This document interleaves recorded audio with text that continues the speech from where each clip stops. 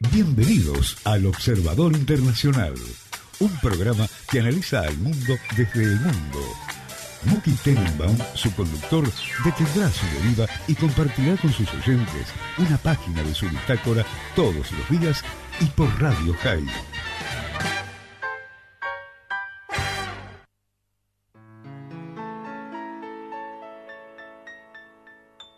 Ne me quitte pas, il faut oublier, tout peut s'oublier, qui s'enfuit déjà, oublier les temps des malentendus et les temps perdus, a savoir comment. Buenos días, oyentes, buenas noches, Muki, ¿cómo estás?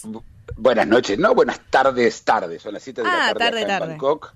Sí, es las 7 de la tarde, si bien ya es de noche acá, desde el punto de vista de la noche, pero buenas noches se dicen para ir a dormir. Me parece que no hay una palabra en castellano como el good evening.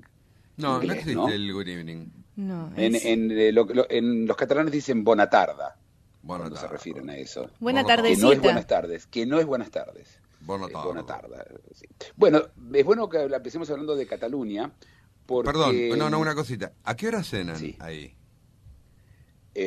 Mira, la gente acá come a todas horas. Es decir, yo donde voy en la calle está todo el tiempo la gente comiendo.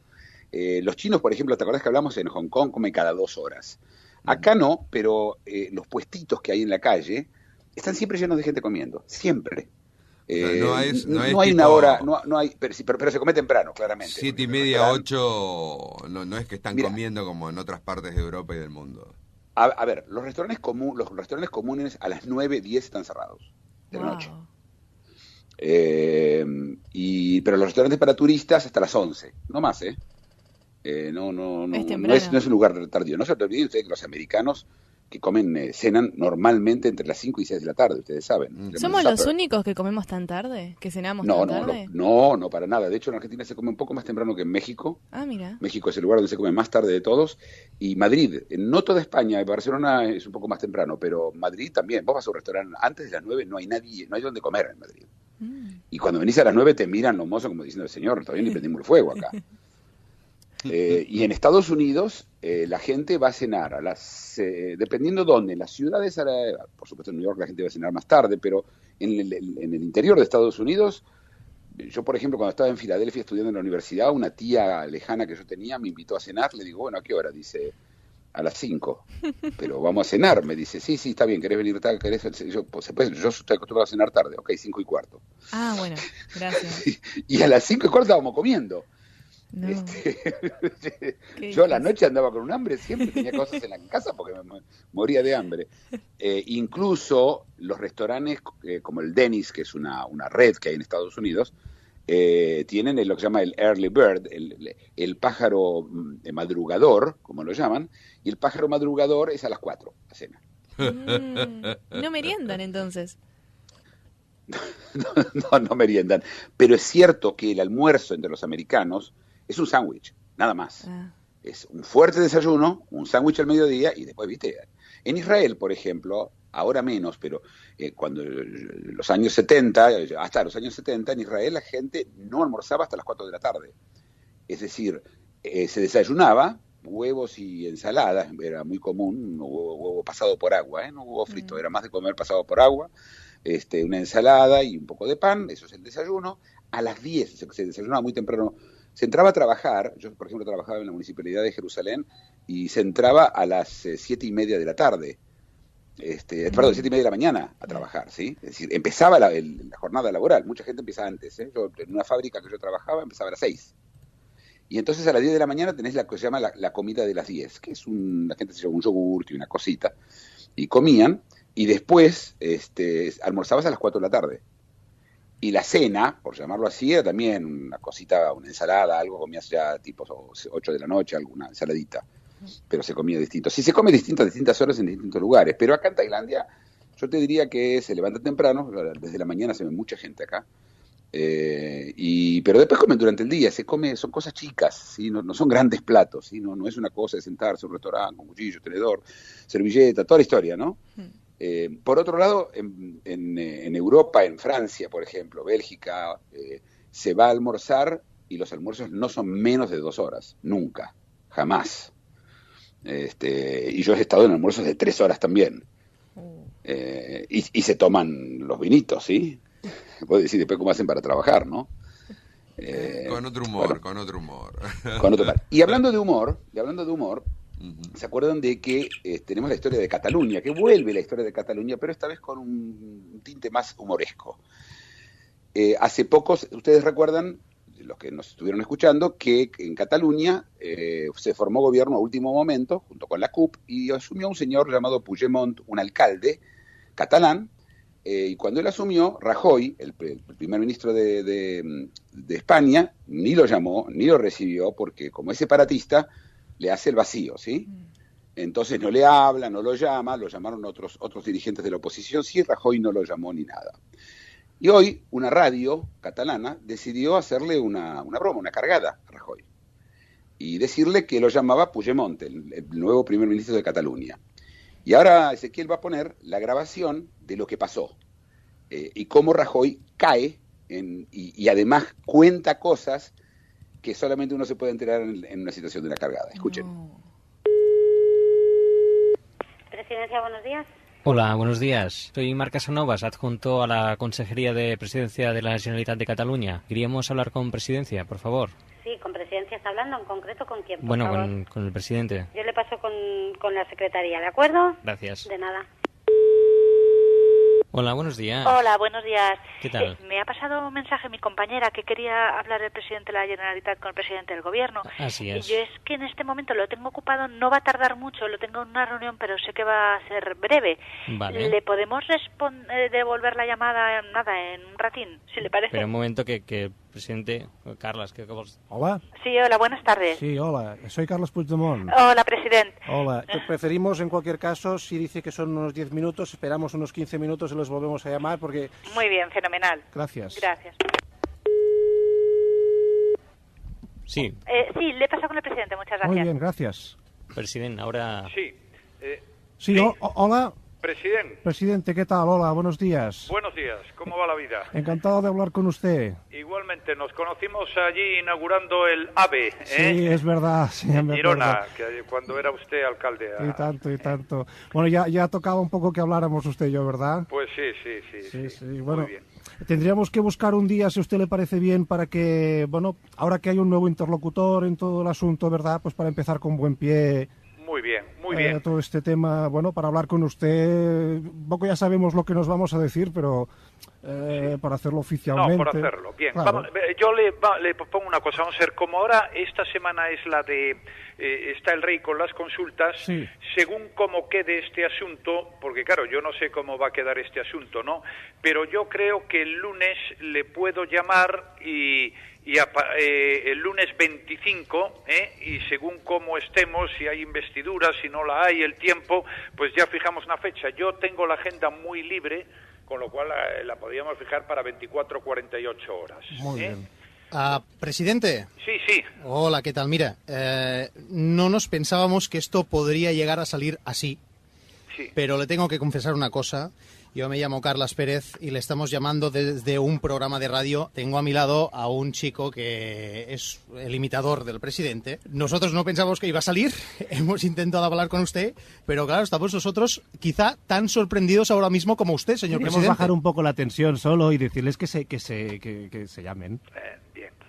No sé, presidente... Es que no es serio esto, comprenderá usted que Ya. no... que esto no es serio, ¿no? Es decir, hagan ustedes lo que quieran, pero desde luego no es serio. ¿De qué emisora son ustedes? Porque es que... esto Sí, es una emisora catalana que se llama Radio Flashback, es una emisora musical y tiene un programa por la mañana que se llama El matí la mare que el va parir, donde es un morning show donde hacemos, pues bueno, bromas y tal. De acuerdo. Pues, presidente, bueno, aprovecho la ocasión para agradecerle el fair play, agradecerle la cintura y nada, y aprovechar para darle ánimos y que hablen, que hablando se entiende la gente y se van a entender seguro. De acuerdo, muchas gracias. Un abrazo, Venga, muchas gracias, abrazo. presidente. Hasta luego. No, terrible. Se la tomó bastante bien. La verdad que sí. Se la tomó bastante bien. Yo pensé que les iba a cortar el teléfono. Y no puede porque sabe que está en la radio. No, pero igual. Ese tipo muchos años de ser político. No, muy Tienen los reflejos automatizados estos. Pero sí, se la tomó, tiene A mí debo decir que cuando lo escuché la primera vez, me dio lástima a Rajoy, ¿no? Porque, viste, habla en una situación en la que él cree que está hablando con el tipo al cual él nunca llamó. ¿Sí? Te imaginas la revolución. Porque además Rajoy tiene un problema serio, y es que el jefe de la oposición, Pedro Sánchez, parece que tiene gobierno. Y eso quiere decir que va a haber un gobierno de izquierda con la ultraizquierda. Lo que estuvimos adelantando en los últimos días parece que va a ocurrir. El rey va a decidir a quién le va a dar para formar gobierno, y es posible que se lo dé a Pedro Sánchez y no a Rajoy, el jefe de la oposición, y que formen un gobierno también con independentistas y un cóctel de partidos que va a ser, la verdad, ingobernable, mi opinión, pero bueno, es lo que hay, ¿no? Me pareció interesante y divertido, ¿no? Sí, la verdad que sí. Muy divertido. Muy duro. Es duro, sí. Uno se queda así, ¿no? Con esa sensación. Bueno, hablando de noticias duras, vamos a empezar a hablar con una noticia que tiene que ver con algo muy grave que pasó en el pasado y que hoy un juez toma la decisión. Es el affair Livitenko. Livitenko era un miembro de la KGB, del servicio secreto soviético, cuando Putin, con alto cargo, la KGB, cuando Putin estaba como jefe en esa época como jefe de la KGB. Livitenko se escapa a Inglaterra con la familia y empieza a hablar y a contar de lo que es Putin, etcétera. Y un día empieza a enfermarse, y cuando llega al hospital estaba en una situación bastante grave. Encontraron de que fue envenenado con polonio 216, que es un elemento radioactivo, que parece que le envenenaron la comida con eso, probablemente en un restaurante. Le agregaron, y que por supuesto lo mata, y hay fotos de él muy terribles, pelado, se murió en pocos días. Y por supuesto había un sospechoso, que era el tipo que con él había cenado. Estaba en Londres, Inglaterra pidió la extradición, Rusia dijo que no extradita. Al final medio se tapó la cosa. El Ministerio de Relaciones Exteriores de Inglaterra no quería armar mucho lío con esta historia. Estamos hablando de algo que ocurrió en el 2006, ¿sí? Sí. Estamos a 10 años ya. Y la esposa no aflojó, y fue en todas las instancias judiciales hasta que al final la Suprema Corte de Inglaterra obligó al gobierno a investigar el tema hasta el final. Y hoy el juez sacó una decisión donde dijo que lo más probable es que Putin ordenó su muerte. Esto no es un tema menor. Recordemos que Putin no es de las personas fáciles para tratar, ni creo que esto lo va a poner contento a él, y no tener contento a Putin entramos en un riesgo serio. Recordemos que ellos están todos ahí metidos en el mejunje sirio, ¿no? En todo ese lío brutal que hay en Siria. Y el affair Livitenko tiene otros antecedentes, que los vamos a contar después de nuestro interludio musical que vamos a tener ya, pero el caso recién empieza. A nivel internacional puede causar muchos problemas. Y los vamos a analizar, eso y los casos anteriores, después de la música. ¿Qué te parece? Una pregunta. Sí. ¿Usted es Muki? No, soy un imitador de él. Ay, no sé, ahora tengo miedo. Yo no digo nada importante por la duda. Me parece, yo no soy malo imitando, sí, pero imitarme a mí todavía no encontré gente que me imite, así que avísenme si hay alguno, me encantaría. Dale. Muki Tenenbaum es el observador internacional. De lunes a viernes recorre con sus análisis y reseñas los aconteceres y devenires del mundo, en exclusiva para Radio High.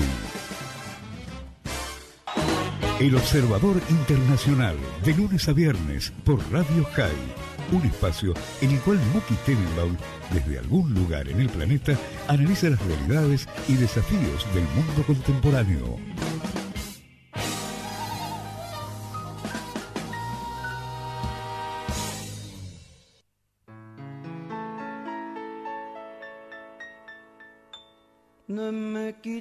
Imposible no mover los pies, ¿no? Con esta ¿No es cierto? Música. Sí. Vos sabés que esto está cantado por los Beach Boys, y este es uno de los pocos casos, yo te diría casi el único, en donde una canción que era de los Beatles fue cantada por otro grupo y le hizo más famoso al otro grupo de lo que le hizo los Beatles. Mirá. Esto está, los Beach Boys tienen varias canciones, ustedes seguramente escucharon, las de California, etcétera. fue un grupo muy emblemático de Estados Unidos, y además es un grupo americano, no inglés, ¿no? Y ellos tomaron esta canción y le dieron otro ritmo, a mí me gusta, más incluso que la versión de los Beatles, y eso es mucho decir porque a mí me gustan mucho los Beatles. No sé si a vos, vos sos un poco joven, Tatiana, para la época de los Beatles, ¿no? Pero me encanta, de hecho canto mucho, canto esos temas, muchos de ellos. ¿Ah, cantás? Sí. Te vamos a hacer cantar un día de estos en la radio, ¿eh? No sé. Sí, hace entrenamiento vocal, todo. Sí, que le ponemos, le pedimos que cante una de esas canciones de Laos, como la de ayer. Ah, bueno, ahí estaría complicada, porque no canto. La veo más cerca de Psy. De Psy, sí, Gangnam Style. Sí. La veo pegando saltitos en el estudio. La veo pegando saltitos en el estudio. Ustedes saben que está en este momento pasando lo de Davos. Ahora vamos a volver al tema de Livitenko y lo que pasó. Pero en Davos están ahora todos reunidos y todos los jefes de los países del mundo. Davos queda en Suiza. Saben que Macri está también allá. Es un lugar, no sé si alguno estuvo, es una aldea muy linda, paradisíaca, que se hizo famosa solamente por esto, porque antes iba la gente a hacer esquí, era uno de los tantos lugares para hacer esquí, y es carísimo en la época de la reunión anual. Pero cuando hablo de carísimo me refiero a realmente caro, Estamos hablando, por ejemplo, que cualquier sponsor que quiere traer a alguien cuesta $600,000. Es lo mínimo que cobra Davos para recibirlos. Los números son impresionantes, los hoteles cuestan en los decenas de miles de dólares por día, son barbaridades. Y en Davos está ocurriendo, hablaron hoy dos personas sobre el tema del petróleo. Una de ellas es el jefe de uno de los bancos, JP Morgan, que no sé por qué en Argentina lo llaman JP Morgan, porque es JP Morgan, la J se dice J y no G es la G. Pero de JP Morgan, y dijo... ustedes todavía no vieron nada con el petróleo, dice usted. Ya vamos a pasar shocks muy serios con el petróleo, como si los que pasaron hasta ahora no alcanzaron de caer en 2 meses de 60 a 28, un commodity como el petróleo, ¿no? Y lo otro interesante fue que 1.500 banqueros perdieron su trabajo, que trabajaban en los países de los países petroleros, se quedaron sin trabajo, porque no tiene sentido tenerlos. Todo el trabajo que ellos hacían como banqueros se terminó, porque la plata también desapareció.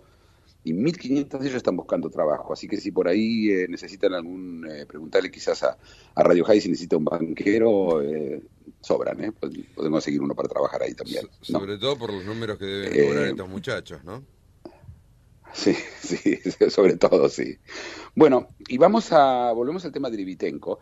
Como dije, lo de Livitenko tiene varios antecedentes, pero el más conocido fue el caso Petrov.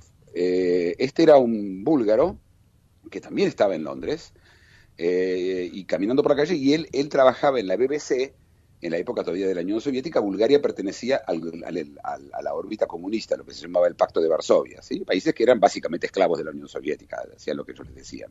Petrov se escapa y trabaja en la BBC en las emisiones internacionales que en ese momento transmitían en onda corta y se escuchaban en Bulgaria, desde la BBC en búlgaro. Lo consideraron un traidor. Los servicios secretos búlgaros, que por supuesto una vez más eran manejados por los soviéticos, mandaron un tipo con un paraguas, y cuando el tipo caminaba por el lugar, el tipo lo pincha a alguien con un paraguas, y lo que él no sabe es que le metieron una bolita con veneno adentro, en la pierna, que lo había picado un mosquito o algo así, o que lo habían golpeado con un paraguas, y murió. Ese caso también tuvo muchas historias, se habló del paraguas, fue un tema famoso en los años 80. Y otro caso en el cual también estuvieron involucrados los servicios secretos soviéticos es el caso del Papa Juan Pablo II, el Wojtyła, ¿sí? El Papa polaco. Sí. ¿Se recuerdan que hubo un atentado contra él? Casi se muere. Aliaca. 3 balazos. ¿Cómo? Aliaca, el turco, sí. Que trabajaba para ellos, por supuesto. Agarraron medio un loco, así, no es que era tampoco un gran agente secreto. En general los servicios secretos eran muy interesantes porque la Alemania oriental, es decir, Alemania estaba dividida en 2 antes de reunificarse en el 90, ¿sí? Alemania oriental, que estaba bajo el gobierno soviético. Cuando Alemania se convierte en un país, en la Alemania occidental, los rusos le dan independencia a Alemania oriental, como decir que lo independizan. La verdad que no lo estaban independizando, pero no importa, y querían armar un servicio secreto. Y como los rusos tenían miedo de que vuelva a resurgir el nazismo, decidieron poner como jefe del servicio secreto la Stasi, así se llamaba la Stasi, se escribe S-T-A-S-I, a un judío, Marcus Wolf, que fue probablemente el más sofisticado de los jefes de servicios secretos de todo el grupo soviético. Marcus Wolf, cuando cae la Alemania Oriental, se escapa o se va y termina viviendo en Israel. Él que era la némesis del Mossad, porque el Mossad, entre los grandes servicios que tenía problemas, el Mossad era con los soviéticos y con, por supuesto, Alemania Oriental. Las vueltas de la vida, ¿no? Uh-huh. Estas son las historias de los servicios secretos. Y ahora vamos a pasar a un tema más que está en las noticias hoy, y que es un tema que tiene 10.000 años, una historia que tiene 10.000 años. Hace unos días, vamos a empezar primero por cuál es la teoría. Según la teoría de todos los antropólogos, las guerras empezaron cuando el hombre empezó a tomar territorio, es decir, empezó a abrigar agricultura, tenía su propia tierra, y entonces por la lucha por las tierras empezaron las guerras. Antes de eso no había guerras. Esta es la teoría básica antropológica con la que se vivía hasta el día de hoy. Y digo hasta el día de hoy porque ayer se anunció un descubrimiento en Kenia de un grupo de 25 esqueletos que tienen 10.000 años de gente que murió claramente en una batalla. Y claramente todavía no había territorialidad. Quiere decir que la guerra es anterior al territorio. El concepto, que es un concepto un poco marxista también, ¿no?, de que las guerras ocurren porque la gente se pelea por territorio, no es correcta. Y más aún, estos 27 esqueletos no estaban enterrados. Es decir, no había todavía el concepto del entierro, claro. Por lo menos no en estas tribus, en esta gente. Es un tema que no es menor, porque muchas de las teorías sociales que tenemos hoy están basadas en los conceptos antropológicos de dónde vienen las cosas y tratar de solucionarlo, porque si yo digo, tengo un problema de territorio, bueno, solucionemos el tema del territorio y no vamos a tener más guerras. Yo creo que, por supuesto, es muy naif, muy inocente pensar de esa forma, y esto va a replantear todo el tema de vuelta, ¿no? Pero ¿no existen las guerras entre culturas nómades en la historia? ¿Cómo? Estoy tratando de evocar o de pensar, buscar en el archivo de mi cabeza si hay guerras entre culturas nómades. Es que las guerras sí, el tema de una cultura nómade, ojo con el tema del nómade, porque si tomamos hoy los nómades en general, ¿cuál es el tema? Es el agua, por ejemplo, ¿sí? Es decir, vos tenés una zona donde hay agua, los nómades se pueden llegar a pelear por la fuente de agua. Uh-huh. Eso puede llegar a ocurrir, incluso, pero es cierto que no es una cosa normal, es decir, que tiene que ver, que el territorio lo hizo más fuerte, que lo hizo más severo, puede ser. Pero esa teoría que hace 6.000 años, cuando empezó la gente a tener territorio, empiezan las guerras, se derrumbó allá. Y esto salió en la revista Nature, es decir, una revista seria, no es que lo anunció un tipo en Ecuador, ¿no? Estamos hablando de un grupo serio que estuvo buscando y que está haciendo hace mucho arqueología en la zona, en Kenia, en lo que se llama el lago Takara, en el sur de Kenia. Kenia es en África, en el este de África, ¿sí?, para los que se quieren ubicar, cerca de Etiopía, de la cual hablamos el otro día. El otro tema que quiero conversar, y todo esto está en las noticias, es el escándalo que hay con el agua en Flint, Michigan. Uh-huh.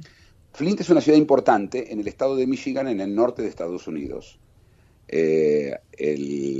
Estados Unidos tiene 50 estados, uno de los estados más importantes es Michigan. Ahí se encuentra, por ejemplo, la ciudad de Detroit, esa ciudad donde están las 3 grandes compañías de autos americanas, que es la General Motors, la Ford y la Chrysler. Y es un estado próspero, muy próspero. De ahí vino también el presidente Gerald Ford, que vino después de Nixon en los años 70. Es un estado importante en Estados Unidos. En la ciudad de Flint, que es la 4ª ciudad más grande del estado de Michigan, por un tema para tratar de ahorrar dinero y no usar las aguas que venían en las cañerías que les vendían de otras zonas, porque el agua se vende, por supuesto, entre las ciudades, decidieron usar el agua del río, y para eso pusieron unos caños, una cañería, y en el 2014 tuvo una persona la gran idea de poner cañerías de plomo. Y lo que ocurrió fue que se envenenó la población. Estamos hablando de chicos con problemas serios. El plomo, para los que no saben, causa una enfermedad que se llama saturnismo. ¿Vos lo conocés, Luis? Sí, el saturnismo. El saturnismo. Claro que hoy no se escucha. Cuando nosotros éramos chicos, existían, ¿te acordás, los soldaditos de plomo? Existían los soldaditos de plomo. Existía la pintura de plomo. La pintura de plomo. Hasta los años, mediados de los 60, había mucha pintura que era de plomo.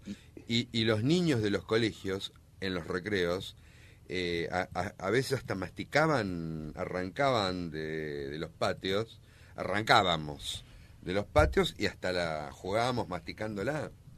O sea, hacíamos barbaridades con la ignorancia de qué era el plomo. Bueno, eso afecta al cerebro seriamente. Bueno, a mí debe haberme hecho algo. Y es un problema serio. Los metales en general son un problema, pero el plomo es un problema especial. Hay un antecedente histórico terrible que es así. Los que estuvieron en Pompeya es esa ciudad que fue destruida por el volcán en la época romana, todo el mundo conoce, recuerda, ve. Yo estuve en Pompeya. Pompeya era una ciudad muy adelantada. Y lo que tenía Pompeya, algo que estamos hablando hace 2000 años, tenían cañerías, donde intervenía el agua por cañerías, hace 2000 años, Yo lo vi, unos cañitos chiquititos. El problema de las cañerías era que tenían plomo, eran hechas de plomo. Y cuando empezó a haber saturnismo, en un momento determinado hubo y dejó de haber. Y dejó de haber porque lo que pasa es que el agua es calcárea y traía calcio, y el calcio recubría el plomo y impedía los casos de saturnismo. Por eso desapareció el saturnismo después de una época determinada que hubo problemas en Pompeya, ¿sí? ¿Y la gente dejó de tomar? ¿Qué pasó?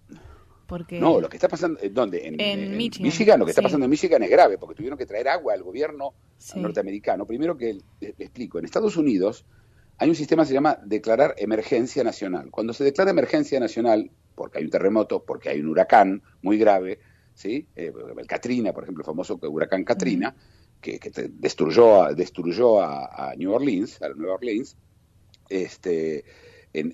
cuando el gobierno declara emergencia, entonces manda mucha plata y ayuda, etcétera. Es muy importante. Y acá el gobierno norteamericano se negó, primero el gobierno estatal de Michigan se negó y le dijeron a la gente de Flint, arréglense solos, así, arréglense solos. Cuando estos empezaron a hacer lío y fueron juzgados, el gobierno federal declaró, el gobierno de Washington declaró emergencia, y lo que mandó es agua directamente. Es decir, hoy nadie toma agua de las cañerías, nadie puede tomar agua de la canilla, sino que viene toda agua embotellada, que se las traen a la gente. Y hay que tomar en cuenta que los americanos son de tomar agua de la canilla. Vos vas a cualquier restaurante y te dan agua de la canilla. Es lo primero que sucede. Te alcanzan un vaso de agua. Y yo te quiero decir dos cosas. Que el agua, el gusto del agua, que el agua tiene gusto, los que toman en Buenos Aires o en otras ciudades, el agua tiene un gusto a cloro, medio raro, ¿no es cierto? Bastante feo. Horrible. No muy bueno, pero bueno, cuando uno tiene sed toma lo que hay. En Estados Unidos, en New York y en San Francisco, el gusto del agua es fuera de serie. Además, es decir, el agua es buena, es rica, es se bebe con placer. Y recordá lo que la otra vez habías mencionado, es bueno recordarlo, que no se puede acumular agua de lluvia, es ilegal en Estados Unidos. Es ilegal acumular agua de lluvia, así es. Así es ilegal. Pero eso tiene que ver con las compañías de agua, que bueno, fue como el tema de la Argentina, que se dejó de haber la hora de verano. Ustedes ahora, el sol se pone, no sé, 8:30 de la noche, hasta hace unos pocos años se corría la hora en verano, en Argentina. Sí. Eso lo dejó de hacer presidente Kirchner cuando llegó a un acuerdo con las eléctricas, porque si se mueve la hora se gasta menos electricidad. Claro. Muki, también es bueno, no te lo digo para ahora, pero es interesante si seguimos en la línea de hablar del agua, ¿no? Sería interesante un pequeño artículo tuyo, una pequeña reflexión sobre el surgimiento de Los Ángeles y el sueño de Mulholland, ¿no? Que fue aquel encargado de aguas de Los Ángeles, que compró el agua de los estados circundantes y creó el valle de lo que hoy es Los Ángeles. Así es. Y bueno, y la historia de Las Vegas con la falta de agua. Bueno, pero y el famoso dique que se hizo, el Hoover Dam. Pero nos tenemos que ir a la tanda porque si no se nos va el tiempo y todavía tenemos muchas más cosas para contar. Un abrazo. Una reflexión, un análisis y ahora una tanda. Luego seguimos con El Observador Internacional. Todas las mañanas, Muki Tenenbaum es el observador internacional. Viajero incansable, cada mañana hace un stop en su deriva para compartir sus impresiones y análisis de la realidad mundial con el oyente de Radio High.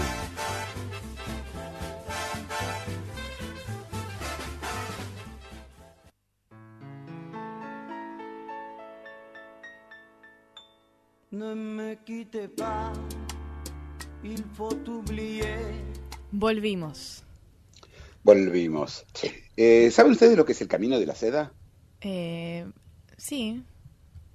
Bueno, el Camino de la Seda, Luis, ¿conoces el Camino de la Seda? Yo no. No. El Camino de la Seda era ese acá camino. Tatiana lo conoce, pero yo no. Los chinos tenían seda. Sí. Y estamos hablando de Perdón, ¿se diría del Silky Way? ¿Cómo? ¿Se diría Silky Way? Silk Way es un cigarrillo. Uh-huh. Silk Way. The Silk Way, el camino de la seda, era un camino que se hacía pasando por el centro de Asia, desde China hacia Europa, trayendo seda. Uh-huh. Era la gran exportación de China, y el tema importante para China y era central porque era la gran exportación de China. Estamos hablando del siglo XVII, XVI, XV, casi la Edad Media. Ese camino de la seda estaba lleno de mercaderes que pasaban. Las ciudades por donde se pasaban eran muy ricas porque los mercaderes comían y bebían y se quedaban. Y es el primer turismo que había. Ese camino de la seda, como dije, pasaba por Rusia, China, Rusia y luego hacia Europa. El camino de la seda fue muy importante porque hay que explicar que China era tan importante para ellos que una de las cosas que ellos trataban de impedir es que se lleven a los gusanos, esos que hacían la seda. ¿Sí? La seda la hacen los gusanos. Sí. Hay unos gusanos especiales que tejen la seda. ¿Sí? En un momento determinado, Marco Polo llega a la China y entre otras cosas que trae es escondida, es gusanos para hacer seda, y de hecho la seda famosa es la seda italiana, porque entre las cosas que trajo Marco Polo fue la seda y los espaguetis, ¿sí? Las dos cosas, la pasta que se comía en China y la trajo a Italia. Italia no tenía pasta antes. Pero ¿por qué es importante el camino de la seda? Porque ustedes recuerdan que los commodities, es decir, todos los metales, todas las materias primas, están bajando de precio en forma abrupta, menos de la mitad de lo que valían hace unos meses. Y como en este momento China está pasando un momento relativamente difícil económico, para levantar el ánimo dijo que va a crear un nuevo camino de la seda, es decir, va a ser rutas y trenes rápidos y todo, pasando por Rusia hacia Europa, cosa que ahora lo puede hacer porque las materias primas para construirlo son más baratas. Entonces se está tratando de poner a la gente, volver al entusiasmo para que con eso suban las bolsas, las inversiones, etcétera. En el último mes, ¿cómo? ¿Y los rusos qué dicen? Los rusos están contentísimos porque van a pasar por Rusia. ¿Cómo? Para ellos es buenísimo estar conectados con China y con Europa con trenes ultra rápidos. Por supuesto, cuanto más comercio pase por ellos les viene muy bien. Pero tengo que explicar acá que el tema de los commodities no es un tema menor, lo que están tratando de hacer, porque de China se fueron en el último mes la friolera suma de 450.000 millones de dólares de inversiones. ¿Escucharon cuánto? Mucho. 450.000 millones de dólares de inversiones en un mes se fueron de China por lo que está pasando. Entonces están todos, hay modo pánico en este momento ya en los mercados, ¿sí? Ya están todos en pánico. Y esto es tratar de evitarlo vendiendo entusiasmo, ¿no? El otro tema que quería conversar, eso está en las noticias también de hoy, y es un tema que tiene que ver con un concepto que es la falsa extinción.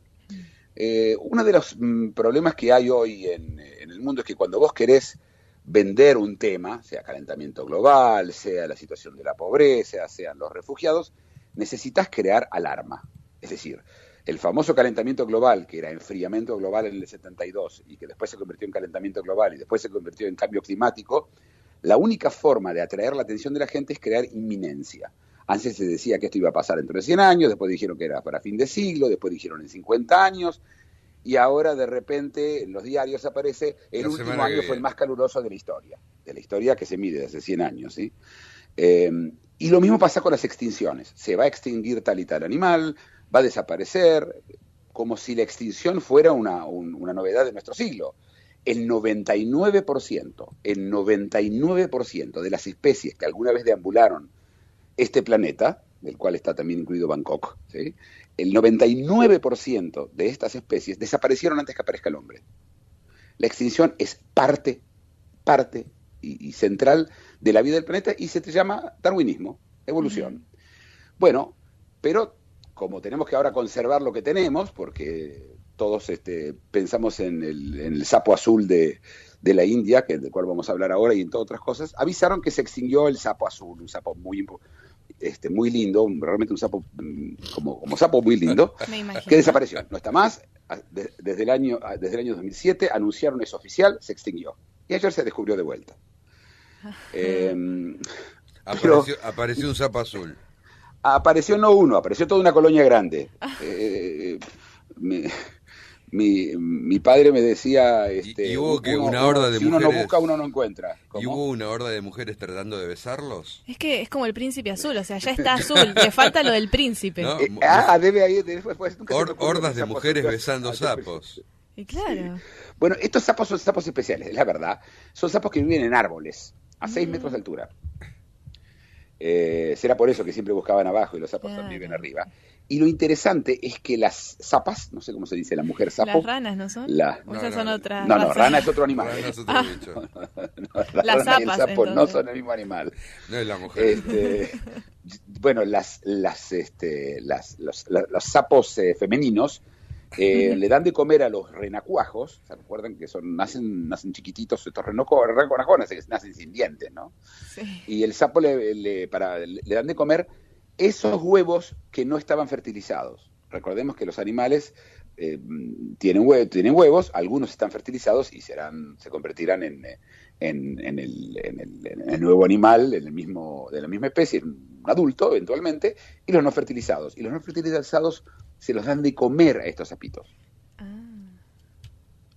Y este es un sapo de la India. Está bien, arrancan comiendo caviar de sapo. ¿Había qué? Arrancan comiendo caviar de sapo. Mirá, sí. Caviar de sapo. Son sapos finos.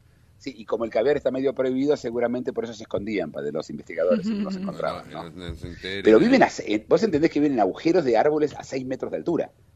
Es raro, porque un sapo en general vive a nivel de tierra, donde hay agua, ¿no? El famoso sapo volador. Pero, ¿y sabés por qué tienen? Y lo interesante, en estos agujeros, que son agujeros en el árbol, los sapos ponen agua adentro, van trayendo agua a esa altura para poder poner los huevos, para poder retener la cosa. No es como que hacen un nido en el árbol. Se hace una piletita. El nido en el árbol, así es, pero de agua, porque los sapos necesitan agua para... Se hace una piletita. Así, una piletita. Una pelopincho arriba del árbol. Una sapopincho sería. Una sapopincho, no se me ocurrió nunca, ¿no? Pero el tema de la extinción es un tema que tenemos que tomar, lo tenemos que realmente está exagerado, pero además la verdad es que si se extinguen, no pasa nada, nadie de nosotros se va a enterar, uno nunca vio un sapo azul en un árbol, esa es la verdad, ni va a haber. A mí el tema de las ballenas, por ejemplo, las pobres ballenas, van a desaparecer las ballenas. Y si va a desaparecer la ballena, desaparecerán las ballenas, yo qué sé, yo nunca vi una ballena, yo fui una vez a Puerto Madryn, vi una cola que se levantaba, me mostraron una ballena, yo con una foto veo más, ni hablar de un video. No, sobre todo cuando ves que realidad es mundial. Por ejemplo, en Chiapas es una problemática que se discute a diario, el problema del sapo azul. Sí, ¿no es cierto? Sí, en Siria están muy preocupados. Están muy preocupados. Este tema. Sí, se los notaba, se los nota, si el Estado Islámico ni que hablar. Yo veo gente con remeras cuando se tira al mar, ¿no? Y tiene ahí, salven al sapo azul. Sí, déjeme ahogar. Lo importante es salvar el sapo azul. Sí. Una cosa más, tomando en cuenta que hablamos justamente de los islámicos, hoy hubo una noticia bastante preocupante. ¿Se acuerdan de que en su momento Pakistán, cuando empezó el conflicto entre Arabia Saudita e Irán, Pakistán amenazó a Irán que si Irán atacaba a Arabia Saudita, Pakistán iba a responder con armas atómicas? Recuerden que Pakistán tiene un arsenal atómico. Pero si ustedes creen que eso es una pesadilla, la pesadilla empezó a pasar, pero de otro modo. Y es que aparentemente Arabia Saudita le va a comprar bombas atómicas a Pakistán. Y esto es por el acuerdo con Irán. Los americanos hicieron un acuerdo con Irán, los saudíes no le creen de que Irán va a dejar de tener una bomba atómica, y entonces ellos quieren estar preparados, especialmente porque tuvieron un conflicto. Y hoy, cuando le preguntaron al ministro de Relaciones Exteriores de Arabia Saudita si va a comprar si empieza a comprar, él se negó a contestar, pero miren que el secretario de Estado, el ministro de Relaciones Exteriores de Obama, Kerry, amenazó a Arabia Saudita que no compre una bomba atómica porque eso va a ir en contra de no sé qué acuerdo internacional, como si a alguien le importase ya los acuerdos internacionales que solamente Obama se los cree, ¿no? Pero bueno, esto es lo que tenemos. Vamos a nuestro último interludio musical, ¿qué les parece? Sí, dale.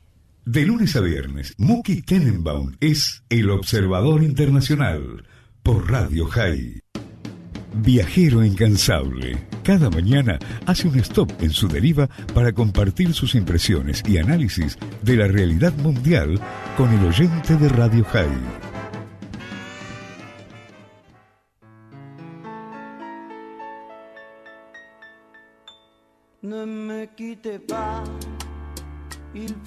Este tema me encanta también. ¿Sabe quién canta? No, sé cómo se llama, pero no sé quién. ¿Y vos, Luis? No es de tu época. Sí, pero nunca fue de mis favoritos. The Monkees. Sí, nunca fue de mis favoritos. Los Monkees llegaron a venir a Argentina, ¿no? Pero vos sabés la historia de los Monkees, ¿por qué aparecen los Monkees? Los Monkees era un grupo que no debería haber existido. Básicamente lo crearon para crear los nuevos Beatles. Y si bien tuvo este y otras 2 o 3 canciones, nunca llegaron a eso, pero se los vistió igual, tenían toda la misma estética de los Beatles, de los primeros Beatles, con el pelo largo y hacer gritar a las mujeres y esas cosas que ocurrían en... el corte taza, sí. Qué lindo. Sí, bueno, muchos de los países, ustedes saben, no dejaban entrar a los Beatles, porque causaban conmoción, entre ellos España e Israel. Como Justin Bieber, ahora, que no puede volver a Argentina. Bueno, pero Justin Bieber hace cada barbaridad. Los pobres chicos se paraban ahí y cantaban música. Justin Bieber. No, al lado de Justin Bieber, los Beatles eran Heidi, sí, la verdad, el abuelito y unas cuantas. ¿Cómo no? Pero aparte estás hablando de gente, aparte músicos serios, etc. Justin Bieber está bien, con todo el respeto, pero no comparable con los Beatles. Por lo menos a mí me parece, no sé, quizás entre los oyentes va a haber gente que me va a discutir. Y las Believers, sí. Un tema más. Y es la encrucijada en la que se encuentra Brasil. Hoy anunciaron de que Dilma va a tener que ir a testificar en el juicio contra Lula. Un juez la va a interrogar y hoy un juez decidió que Dilma... Contra Lula. Le van a hacer un juicio a Lula por corrupción. No sé, pero Dilma, y ella es un testigo. Contra. Y el juez... Sí, es contra. Ella no decide, ¿sí? El juez la llama y ella tiene que testificar. Que el juicio se hace contra Lula, es obvio, ¿sí? Él está acusado de corrupción y si lo encuentran culpable son varios años en la cárcel. Uno de los que fue el emblema del neoprogresismo latinoamericano, ¿sí?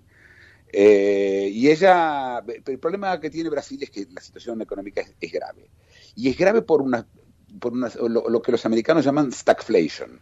Es una situación en la cual hay una recesión y además hay inflación. Es decir, la economía cada vez está peor y las cosas están cada vez más caras. No debería ocurrir, porque si la economía está peor, bueno, los precios bajan porque no hay ventas. No, sigue habiendo inflación, pero la situación económica va y empeora cada vez más. Y hoy, una de las cosas que se hace para evitar que haya inflación, uno de los métodos, es subir las tasas de interés. ¿Qué quiere decir? Que para que la gente no gaste el dinero, les ofrecen interés lo suficientemente bueno como para ponerlo en el banco y entonces se saca ese dinero como circulante y hay menos inflación. Pero si vos subís las tasas de interés, los préstamos se hacen más caros y hay menos inversión. Como hay menos inversión, hay más recesión. Quiere decir que si subís las tasas parás la inflación, pero tenés más recesión. Y si bajás las tasas, ¿sí? hay menos recesión, pero más inflación. Esta es una situación muy especial en la que Brasil está sumida y hoy todos esperaban de que suban las tasas porque la inflación estaba corriendo bastante rápida, ya las tasas igual están al 10% anual en el real y no lo subieron y hay un enojo por todos lados, no importa, haga lo que haga ese hombre, el presidente del Banco Central le iba a ligar, ¿no? Esto es lo que está pasando en Brasil, que lo vamos a seguir de cerca. Y porque cuando Brasil estornuda, recordando el mismo ejemplo, Argentina se resfría, ¿no? y para Argentina, que es el gran lugar donde se exporta, el lugar donde Argentina exporta las cosas, ¿no? A todo eso, todas las monedas bajaron frente al dólar, menos el peso, ¿saben ustedes? ¿El peso argentino? El peso argentino es el único que no bajó. Sí. Ay, discúlpame que me ría. No, es que hay mucha, la gente está está buscando buenas noticias. Como están todas las noticias de todos lados, entonces como Argentina viene de una crisis económica terrible que dejó este gobierno, el anterior, y Macri exuda optimismo, que no sé si es cierto y no sé si va a poder resolver y no sé si los problemas son resolvidos con tanta facilidad, pero hay como una expectativa de que algo pase a favor, ¿no? Es decir, las cosas, hay un cuento famoso judío en el cual un judío va a ver a un rabino y le dice: rabino, tengo un problema, vivimos yo y mis 7 hijos y mi mujer en un solo cuarto y estamos hacinados, no sabemos qué hacer. El rabino lo mira y le dice: bueno, ¿tienen animales? Dice: sí, tengo una cabra. Bueno, ponga la cabra dentro de su cuarto. ¿Cómo? Ponga la cabra dentro de su cuarto. Como el rabino es la persona a la cual él fue a hacer la pregunta, no discute, va a su casa. A los 5 días vuelve y le dice: rabino, esto está inaguantable, porque además hay un olor de la cabra y anda por todos lados, está todo sucio. Bueno, saque la cabra ahora. Y entonces vuelve al otro día el judío y dice: ahora me siento bien. Es decir, sacaron la cabra que él mismo le había puesto. Claro. Esto parece Argentina, ¿sí? Nos sacaron la cabra y parece que las cosas están bien. O por lo menos es lo que los demás esperan. ¿Se entendió el ejemplo? Sí. Sí, perfecto. Sí, bueno, perfecto. A veces las metáforas no son tan buenas, pero esta es una metáfora que para muchos es casi directa, por lo que... Para muchos tienen la cabra en serio en la casa. Sí. Bueno, y el último tema que vamos a hablar hoy, y que lo volvimos a hablar muchas veces, pero que todo el tiempo trae noticias, es el tema de los refugiados en Europa. Ya vimos todo lo que pasó en Colonia con el tema de los abusos sexuales, y vimos lo que estuvo pasando en Noruega y en Suecia, que habían pasado montones de abusos sexuales y la policía no hizo nada, y en Dinamarca salieron casos, y en Austria salieron casos, y empezó a haber lo que se llama en inglés el backlash. Empezó a sentirse el efecto de todo esto, y los países empezaron a cerrar las puertas. Macedonia, por ejemplo, no deja entrar ya más refugiados del todo, 0. No pueden pasar más por Macedonia y tienen que pasar por Macedonia desde Grecia si quieren llegar a Alemania, a Suecia o a Austria. Austria, a su vez, ya avisó que no va a aceptar más de 30.000 refugiados por año. Para que tengan una idea, este año solamente le llegaron 180.000. Alemania, que había recibido 1 millón, Merkel se negaba a limitarlo, pero hoy el presidente de Alemania es como la reina de Inglaterra, ¿sí? El rey reina pero no gobierna. El presidente es una figura, pero ¿cómo? Es nominal. Es nominal, pero es muy importante desde el punto de vista representativo. Y ayer el presidente de Alemania lo dijo en forma oficial en Davos, justamente, y le dijo a Merkel: mire, o nosotros paramos esto, o los xenófobos van a tener mayoría y lo van a parar ellos. Y no dejemos de que al final